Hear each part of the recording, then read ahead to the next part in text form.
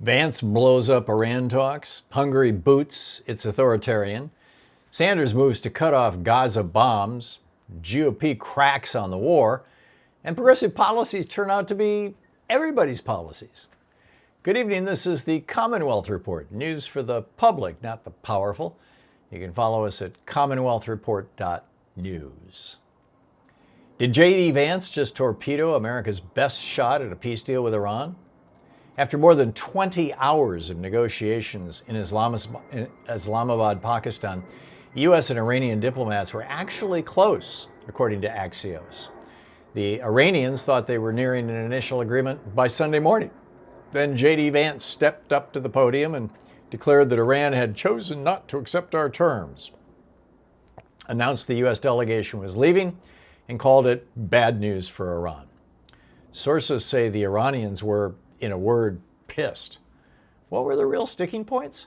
Well, the U.S. demanded a 20-year moratorium on uranium enrichment and removal of all highly enriched uranium from the country. Iran countered with a single-digit time frame and offered a moratorium monitored process to blend down the uranium instead. These are the kind of gaps that get closed at a negotiating table, unless your vice president blows the table up with a press conference first. Talks are reportedly still ongoing.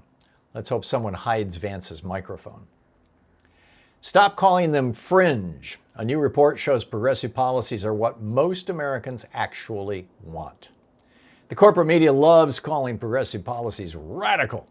Center for Economic and Policy Research, though, just put out a new report that says that's a lie. They called it the majority agenda, and here's what it looks like. 86% of Americans support raising the minimum wage. 68% support expanding union rights. 89% support affordable health care for everyone. 93% think clean air and water are rights. These are not fringe ideas. They're the will of the people, systematically ignored by a Congress awash in corporate cash.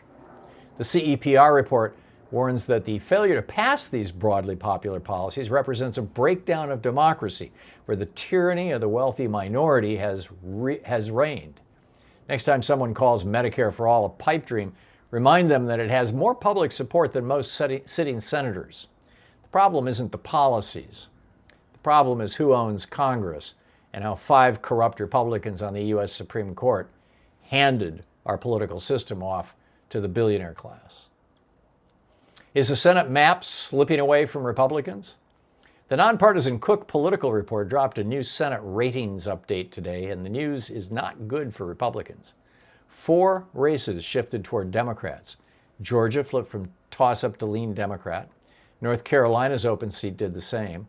Ohio moved from lean Republican to toss-up. And Nebraska's Pete Ricketts saw his race downgraded from solid to only likely Republican. Cook's Jessica Taylor writes that the national environment for Republicans is increasingly sour.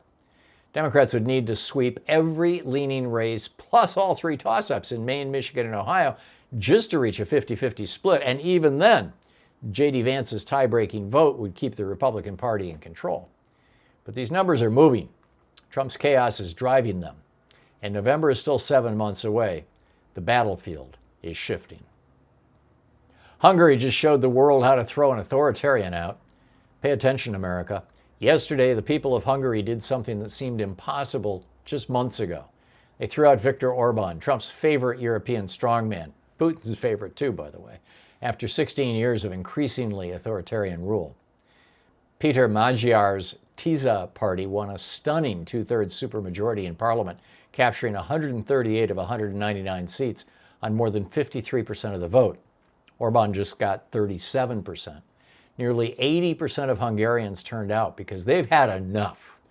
JD Vance visited Budapest just days before the election to campaign alongside Orban. It appears to have backfired spectacularly. Today, Hungarians are tearing down Orban's anti-Ukraine propaganda posters in the streets. Magyar vowed to review every government contract and trace every financial transaction because, he said, the unchecked looting is coming to an end. Obama called it a victory for democracy around the world. Chuck Schumer sent a message straight at Trump. Wannabe dictators, he said, wear out their welcome. Sanders moves to cut off $500 million in weapons headed for a genocide. With Congress back in session, Bernie Sanders wasted no time. He announced he'll force another Senate vote, possibly as soon as Wednesday, to block the sale of nearly $500 million worth of bombs and bulldozers to the Israeli military. Quote, "The extremist Netanyahu government that has committed genocide in Gaza does not need more military support from American taxpayers," said Sanders. The death toll in Gaza now stands at more than 72,000, with another 172,000 wounded. Even under the ceasefire agreement last October, children are still being killed. Save the Children reports at least 2 children a day are being killed or injured in the 6 months, have been killed or injured in the 6 months since that deal was struck. A new Pew poll shows 60% of Americans now view Israel unfavorably, up from 53% just a year ago. The public is moving. The question is whether the Senate has the courage to follow. Are Republicans finally ready to say no mas to Trump's Iran disaster? Cracks are forming in the Republican wall around Trump's Iran war. Democrats say there's a real path to passing a war powers resolution, and GOP lawmakers are privately signaling they'll join them. The breaking point could come April 29th. One House Republican, speaking anonymously, told MS Now that if Trump doesn't come to Congress by then, quote, "you'll see many of us saying no mas." A simple majority is all it takes to pass a war powers measure. No veto override needed.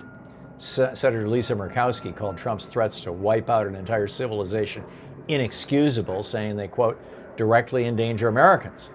Susan Collins called his social media posts threatening to annihilate Iran, quote, "completely inappropriate."